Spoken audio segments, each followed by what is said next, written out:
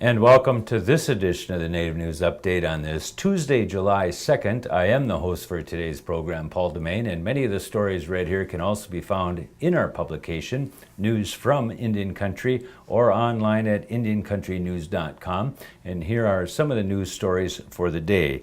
And today we have two special videos for you. The first is the inaugural speech of the newly elected Courte Band of Lake Superior Chippewa Tribal Chairman Mick Isham. Also elected as officers of the tribe were Rusty Barber as vice chairman and newly elected council member Norma Ross as secretary treasurer. Here is Chairman Isham. I want to say big wish to Jerry Smith for the invocation, the pipe ceremony, for all that he does for our tribe. I also want to acknowledge our drum here today. The pipe and the drum are part of who we are as an Anishinaabe people, part of our cultural identity. The United States government spent millions and millions of dollars and a lot of time and effort trying to get rid of our religion and our ways and our hunting and fishing lifestyle. But after all that, we are still here.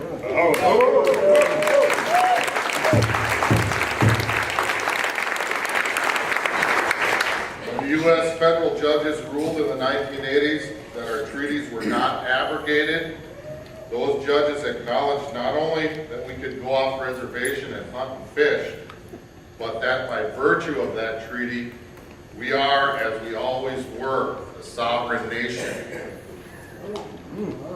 And that we could also continue our ways as we always did as Anishinaabe people. I want to acknowledge those chiefs for thinking of us 7 generations ago. And I want to acknowledge all those who have kept our ceremonies, songs, and traditions alive. I want to acknowledge all my elders who were the ones who endured all those assimilation policies of the federal government, such as the boarding schools and all the like. I also want to acknowledge all those renegades out there who defied the authorities to go off reservation and hunt and fish. Many of them got away with it, but many more were arrested, jailed, sometimes shot and killed. But we persevered and we kept on doing it. Then in the 1970s, 2 brothers said enough is enough, and they went off reservation to take some fish with the full knowledge of the authorities. They did it to get arrested on purpose, so they could bring the court case against the state of Wisconsin for violating our treaties with the United States of America. The case was called the Courte versus Wisconsin, and the brothers were Fred and Mike Tribble.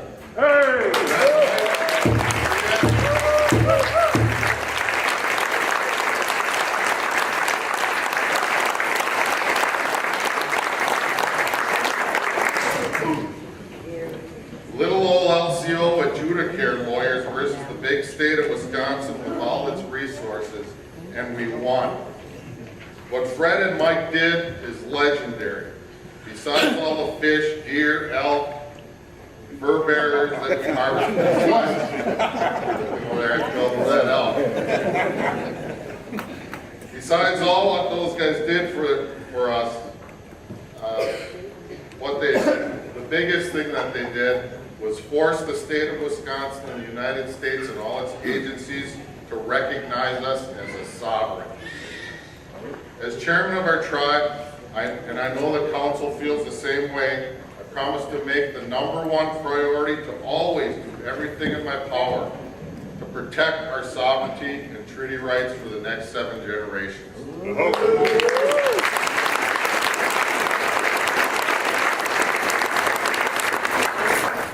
There are many VIPs and dignitaries in the audience, and it's always a little dangerous to start recognizing them because then there's a bunch of people that you missed. But there are a few that I got to make sure that I acknowledge here today. One is my family. Karen, right here, Ian, Mikey, see my dad, back there, one of the many Michael J. Ishams in the room. My little baby brother over there, my daughter Melina, all my cousins here today. I want to thank them for putting up with all the long hours and the travel and all the political BS that goes with the job. And I also want to acknowledge my family that isn't here today. My mom, Mary, my grandma and grandpa Kirk, and my grandma and grandpa Isham. It was during a talk with my grandma, Isham, that put the idea in my head about someday about being on tribal council. Because I knew my great-grandma Nellie, but I didn't know my great-grandpa very well. That was Norman DeBoer. And I was asking her about him. And she told me that he was the chairman of our tribe. And I said, well, I want to be like my grandpa someday and get on council and be chairman of my tribe when I was little. And I wish my grandma was here today for this.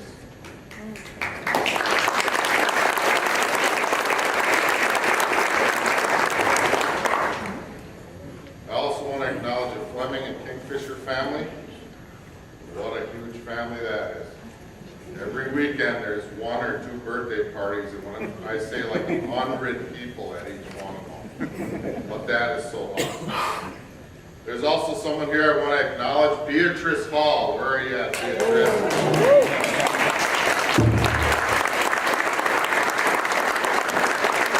She cut me off Arnon.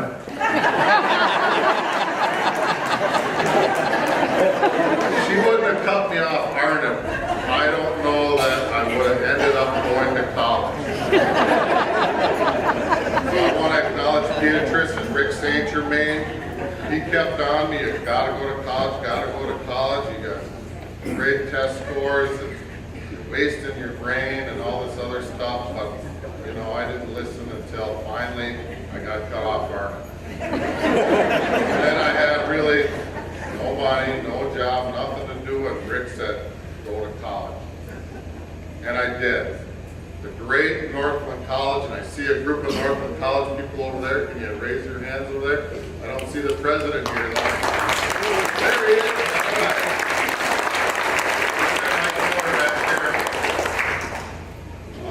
Are there other Northland College graduates here in the audience? What a great school.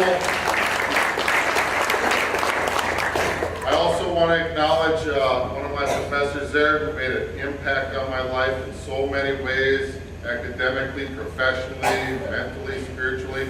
Joe Rose Sr. right down here.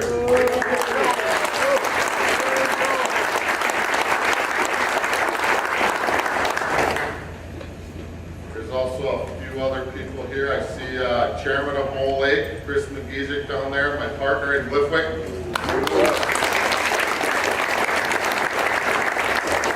I want to recognize Lifwick. Any Lifwick people here in the audience? Can you raise your hands? I spoke before about how the LCO versus Wisconsin case made the state and the federal agencies acknowledge us as a sovereign. Well, I want to acknowledge all the chairmen and the leaders of the past who decided that we were going to implement our treaty rights as we were a nation, rather than split up into reservations and bands. And what they did at the time was they formed Lifwick. So Lifwick is made up of 11 scattered Chippewa bands from what are now known as Wisconsin, Minnesota, and Michigan. So another thing that Fred and Mike are responsible for, Lifwick. I want to acknowledge that.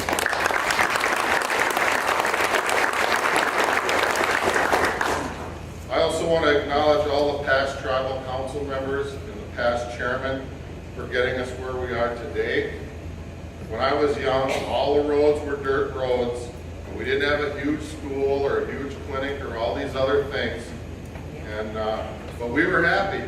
I know there were a lot of community events. We'd go up to the clubhouse, the clobber house there, and watch all them softball games. People would visit rather than visit on Facebook. And there were some good times. But I want to thank all past council for getting us where we are today.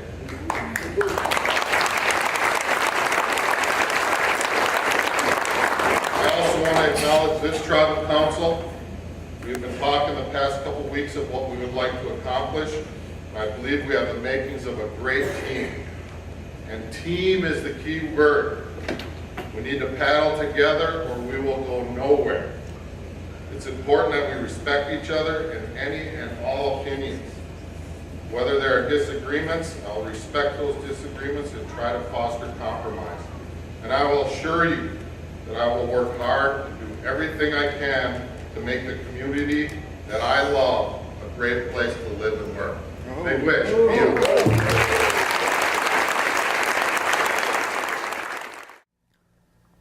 In this second video, we hear from Bad River Chippewa Elder Joe Rose as he describes the threats to the Bad River Reservation and watershed from a proposed massive open pit mine just south of their reservation in northern Wisconsin. Rose was encouraging Iron County officials this day in Hurley, Wisconsin, to adopt a strong ordinance to protect the citizens from a mining company that has no history of iron ore mining, whose owners have spent most of their efforts at mountaintop coal mining in West Virginia for Florida owner Chris Klein, who works for a Canadian mining company funded by secret investors. Here's Mr. Rose. Bojo koi wag and then the wag guy moka angizas nindas in the cars. Make a say in it all day. You must be all day long and doing the bar. In the day when in it. Other than Joe Rose, my Anishinaabe spiritual name is Rising Sun. I'm of the Eagle Clan, a member of the Bad River Band of Lake Superior, Ojibwe, and a member of the Madewawan or the Grand Medicine Society. So that's an interpretation of what I just said. I'm going to step out of character a little bit here. Very seldom do I ever read anything, but I think today I'm going to make an exception. Frank, could you please? Sure. The health, if not the survival of many wetland ecosystems in the Bad River watershed are being threatened by an out-of-state mining corporation. Klein Corporation, based in Florida, is a coal mining company that has engaged in mountaintop removal with devastating effects in Appalachia. GTAC, our Gogebic Taconite company, based in Hurley, Wisconsin, right across the street over here, is a front company for Klein Corporation, who has a very nasty environmental track record. GTAC has recently applied for sampling permits associated with a plan to mine for metallic minerals on the Pinokie Ridge. The Pinokie Ridge runs parallel to Highway 77 from Mellon to Upson. Runoff through the Bad River watershed during a rainy season starts from approximately 1,800 feet above sea level. That's the elevation of that Pinokie Ridge. And runs down through the Bad River watershed to the level of Lake Superior, which is 600 feet above sea level. This is an incline of approximately 1,200 feet, which flows through many wetland ecosystems of the Bad River watershed. This is the same path that mining discharge would take on its course down to the largest body of fresh water in the entire world. As proof of this, see aerial photos of flood state runoff that starts at the Pinokie Ridge and runs down through the watershed and out to Lake Superior. The entire watershed is mud red, and the mud line extends out into Lake Superior. Again, this is the same path that mining discharge would take as it flows to Lake Superior. Many of the streams in the Bad River watershed have been designated as outstanding resource waters. Some of them support brook trout, which is an indicator species of a very clean cold water environment. These streams empty into the Tyler Forks River, the Marengo River, and the Potato River systems on their way to the Bad River and the Kakagan Slough areas. The Bad River and Kakagan Slough areas are recognized internationally by the Ramsar Treaty as pristine wetland estuaries and account for 55% of the coastal wetlands in the Lake Superior Basin. The Bad River is the primary spawning ground for sturgeon on Lake Superior, and the Kakagan Sloughs support the largest area of native wild rice on the entire Great Lakes. Both of these wetland ecosystems support many different species of local and migrating waterfowl, as well as many different species of game fish and wildlife. In researching the effects of metallic mineral mining at other sites, we find that the health or even survival of certain plant and animal organisms have been seriously compromised by mining discharge. A good example of this is the loss of wild rice on the St. Louis River near Duluth, Minnesota. The effects of metallic mineral mining on the scale proposed by GTAC poses a serious threat to both the quantity and quality of both groundwater and surface water in the Bad River watershed. Also, airborne emissions from blasting and on-site processing activities would compromise air quality, since this would be the #1 source of airborne mercury compounds in the basin, or maybe on Lake Superior. Artesian wells along the Lake Superior shoreline may be threatened, since a law of gravity supplies these wells with their water pressure, that is from 1,800 feet down to 600 feet lake level. Destruction of natural habitats would threaten plant and animal populations that live in the Bad River watershed, and would result in a violation of the treaty reserved rights of the Lake Superior Ojibwe. The truth is that a mine of this size and nature has never been successfully restored anywhere else in the world. Those environments where this type of mining has occurred have been permanently altered. Miigwech, Meal. Thank you, Joe. And that is another roundup of news from Indian Country. On this edition of the Native News Update, we want to say miigwech for joining with us, and come back again soon.